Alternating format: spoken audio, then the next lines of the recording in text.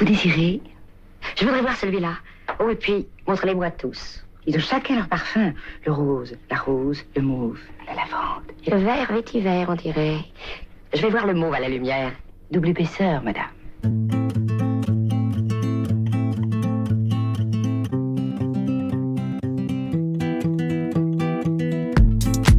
Les Ondes de Limo, un podcast d'Anne-Sandrine Di Girolamo. Certains se souviennent peut-être de cette publicité pour le trèfle aux 4 parfums. C'était il y a un peu de temps. Une boutique confidentielle à la moquette bien épaisse, une vendeuse chic, une cliente exigeante et du papier toilette. Et en un spot publicitaire, le rappel à chaque seconde que la boutique et la vendeuse sont aussi importantes que le produit. La boutique, tout comme l'agence ou le bureau désormais.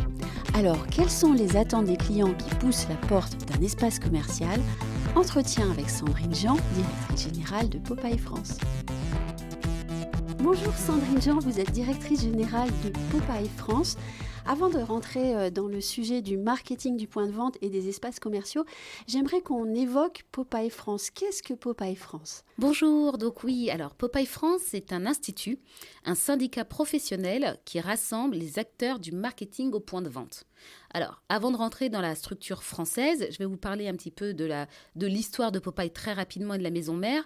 Donc, Popeye est né aux États-Unis en 1936 et la maison mère est à Chicago et il y a 17 Popeye dans le monde, un peu partout, donc en Chine, au Japon, dans toute l'Europe, bien entendu, en Allemagne, en Espagne, en France, mais pas que. Également la Russie, le Brésil, l'Argentine, etc. Et donc, l'ensemble des Popeye et la France également donc, rassemble toutes les enseignes, les marques et les prestataires de services autour du métier du marketing point de vente. Combien d'adhérents ? Alors aujourd'hui, on a un peu moins de 100 adhérents en France, donc à peu près 70 adhérents prestataires de services sous l'ombrelle du syndicat national du marketing point de vente et un peu moins de 20 adhérents annonceurs, donc enseignes, marques et distributeurs, sous l'ombrelle de l'IFCMPV, juridique, c'est l'Institut français de la communication et du marketing point de vente. Votre métier, c'est le marketing point de vente.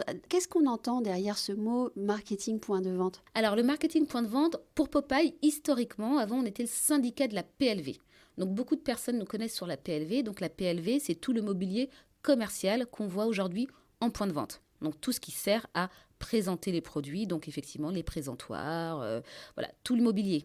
Et maintenant, le marketing point de vente qu'on a élargi, c'est vraiment l'ensemble des dispositifs qui sont mis en point dans le point de vente, qui sont mis en scène dans le point de vente.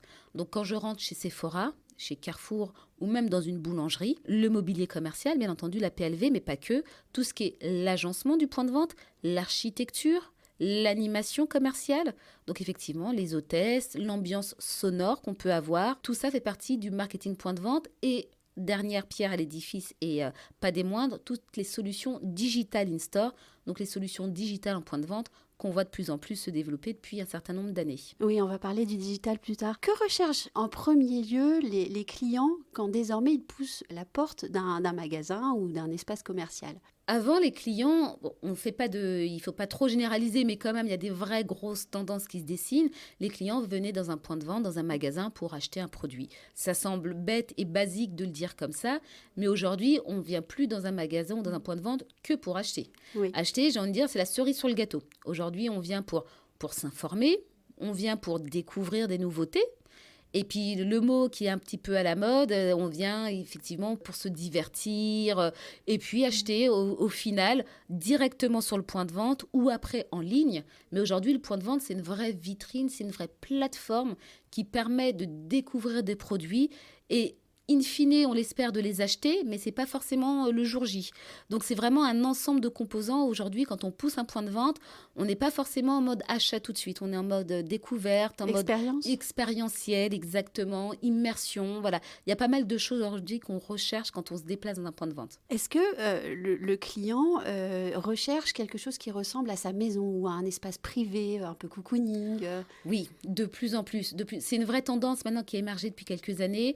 On a des points de vente, par exemple, comme l'appartement Cézanne, où on vient, on s'installe, on boit un café, on voit des produits, on teste des canapés, des choses comme ça, mais on n'achète rien sur place. On peut commander après, directement sur le site internet ou sur des systèmes digitaux si le point de vente en a, mais on est là effectivement pour vivre une expérience. Donc du coup, comme à la maison, on peut venir et tester des produits sur certaines enseignes de cuisine, les tester vraiment, faire sa lessive pour certains, faire sa lessive, se brosser les dents, cuisiner, etc.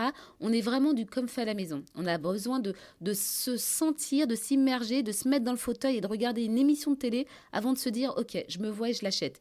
Ça change vraiment quand même le spectre, entre guillemets, aujourd'hui du point de vente. Est-ce que l'entrée du digital, je dirais en force, notamment suite à la crise du Covid, a modifié les attentes du client ? Est-ce que de ce fait, à cause ou grâce au digital, le client attend encore une expérience différente ou une expérience plus proche encore de la maison?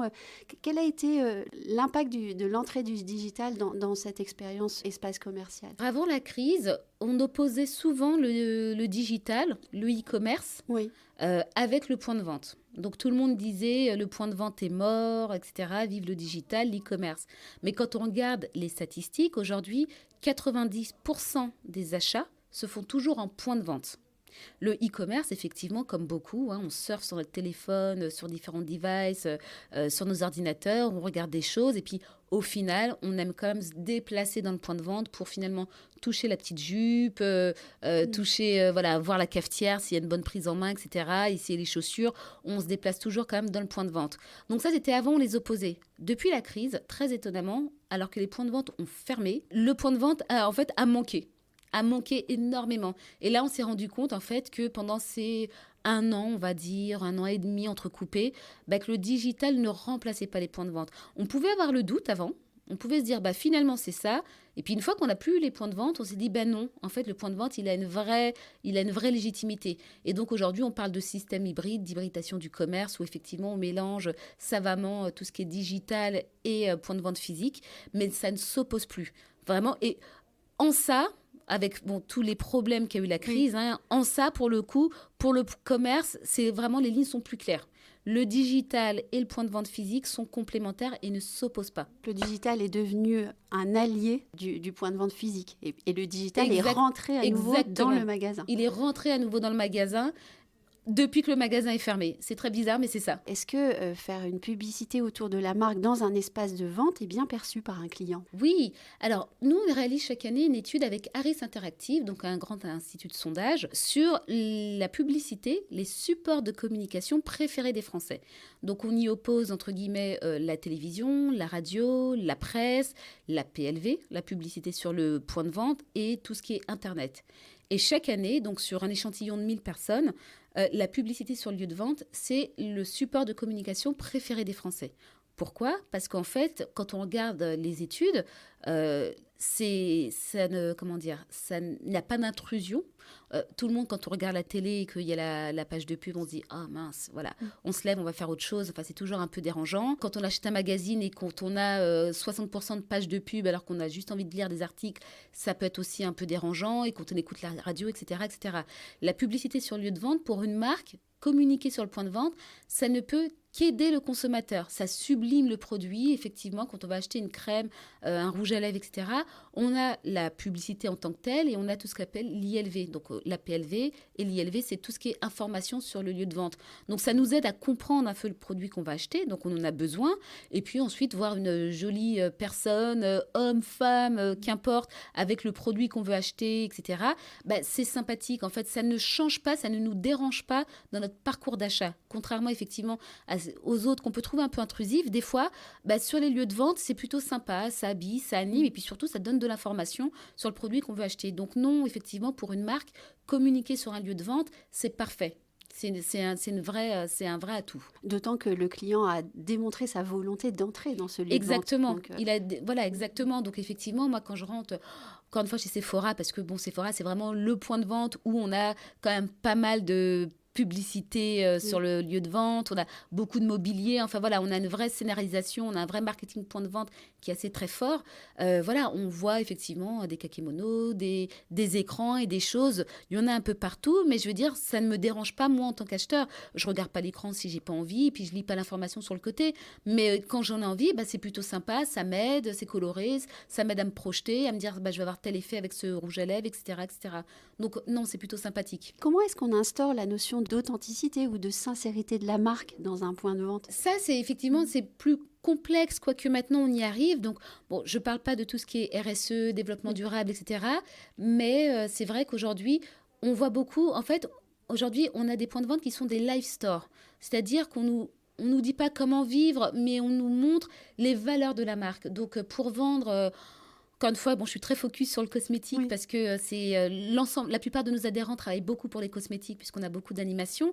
Quand je vais acheter un rouge à lèvres, on m'explique pas effectivement qu'il est rouge, que je vais être jolie avec. On m'explique les valeurs de la marque. On m'explique effectivement que ce rouge à lèvres, du coup, la marque, c'est une marque familiale depuis des années, et puis qu'elle le produit en France et que c'est pas testé sur les animaux. Enfin voilà, on essaie vraiment aujourd'hui de retranscrire les valeurs de la marque quand on fait de la publicité, plus que sur le produit entre guillemets dont on connaît l'usage et les bénéfices, entre guillemets. Donc, c'est vraiment ça aujourd'hui. La prise de parole de la marque, elle est vraiment aujourd'hui à tout ce que RSE. Évoquer ses valeurs pour une marque, de toute façon, c'est la base de son marketing. Exactement. Aujourd'hui, pour plein de produits, on a dans la fiche description, on a autant d'informations sur le produit que sur la marque qui nous explique que son fromage, il est fait comme ci et que les fromagers sont bien traités et que ci et que ça. De quelle manière la question environnementale est-elle entrée dans la manière de penser le point de vente? Ça, c'est un vrai sujet aujourd'hui. C'est même le sujet. C'est toutes les questions environnementales, effectivement, développement durable, éco-conception, responsabilité sociétale des entreprises. Alors, aujourd'hui, c'était les produits. On rentrait dans un point de vente et les produits, effectivement, étaient soit bio, soit locaux, avec des cagettes en bois et des choses comme ça. Et on se disait effectivement, j'ai un parti pris développement durable pour l'enseigne. Maintenant, ça va au-delà. L'agencement du point de vente en lui-même est pensé de telle sorte à ce que tout, mais pas que le produit qui est commercialisé, tout soit pensé dans une optique d'éco-conception.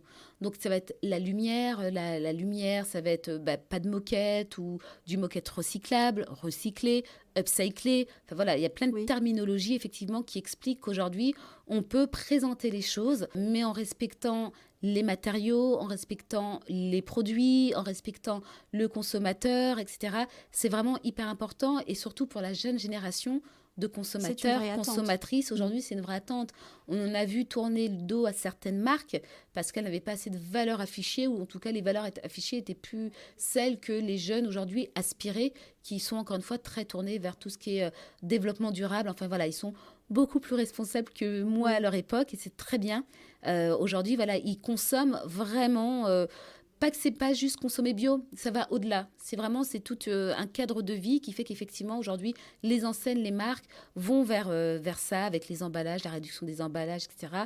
Et c'est vraiment aujourd'hui, on peut que saluer ces actions. Beaucoup de travail pour les marques qui n'y sont pas encore, parce qu'elles se rendent compte que désormais, ça fait partie de leurs objectifs premiers et impératifs. Bien sûr, il faut vraiment prendre le train en marche, là, puisqu'il est déjà parti, on peut encore le rattraper, mais effectivement, il faut y aller, puisque je pense vraiment qu'à terme, les marques, les enseignes qui n'ont pas pris le tournant peuvent disparaître. Enfin, on a vu des grands noms de mon époque, quand je dis ça, mais d'il y a 10, 15, 20 ans, qui aujourd'hui n'existent plus. Et on n'imaginait pas que certaines marques pouvaient disparaître. Elles ne sont pas disparues à cause du développement durable. Mais je veux dire, effectivement, aujourd'hui, une enseigne, une marque bien installée, si elle ne prend pas les tournants qu'il faut, peut disparaître. Avant, c'était des tournants financiers, clairement, financiers, économiques. Mais aujourd'hui, maintenant, il y a aussi les tournants développement durable, éco-conception, RSE. Et si on ne les prend pas, je pense qu'effectivement, on peut avoir certaines difficultés à continuer d'exister. Pour terminer, alors si je parle de marketing point de vente, quelles sont pour vous les quelques notions clés à connaître et à appliquer? Alors, marketing point de vente, effectivement, c'est en premier lieu, c'est vraiment aujourd'hui développement durable, éco-concevoir le point de vente, les produits, les matériaux, utiliser des matériaux nobles, locaux si possible, pour moins de transport. Enfin, c'est facile à dire, mais vraiment, pour le coup, il faut que les enseignes aillent vers ces valeurs-là. Et puis ensuite, sur le point de vente en lui-même, effectivement, c'est le savant mélange du digital. Faut pas l'enlever, c'est pas notre ennemi, mais c'est très important. Donc du digital et puis le service humain aussi. On le dit pas, je l'ai pas dit pendant toute l'interview, mais l'humain au cœur du dispositif, parce que on peut avoir le plus beau magasin avec les plus beaux systèmes immersifs, digitaux, d'intelligence artificielle et autres. Si on n'a pas un humain, au cœur du dispositif, c'est compliqué, on n'y arrivera pas non plus. Donc, il ne faut pas tout enlever au profit de la technologie ou de l'innovation. C'est compliqué, je n'ai pas la solution, mais il faut réussir à mélanger tout ça. Et je pense qu'effectivement, là, on part sur une stratégie marketing point de vente durable et dynamique.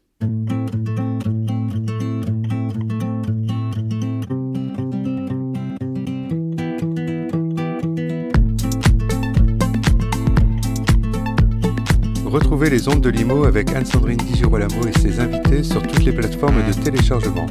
Suivez toute l'actualité de votre podcast Les ondes de Limo sur les pages Facebook et Twitter d'Anne-Sandrine Di Girolamo.